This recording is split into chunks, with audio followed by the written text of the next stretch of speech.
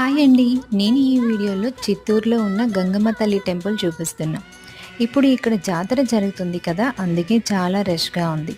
అందరూ టెంపుల్ బయట పొంగల్ ప్రిపేర్ చేసి అమ్మవారికి తీసుకొని వెళ్తున్నారు. పళ్ళెంలో దీపం, చీర, పొంగల్, పువ్వులు, పళ్ళు తీసుకొని వెళ్తున్నారనమాట. మేము కొబ్బరికాయ, పళ్ళు మాత్రమే తీసుకొని వెళ్ళాము. సో, అక్కడ పూజారి గారు అమ్మవారికి పూజ చేసి మాకు ఒక చెక్కలో హారతి పెట్టి, దీపం పెట్టి ఇచ్చారనమాట. సో, ఆ దీపం తీసుకొని లోపల అమ్మవారి దర్శనం చేసుకోవడానికి వెళ్ళమన్నారు. సో, అమ్మవారి దర్శనం చేసుకున్నాము.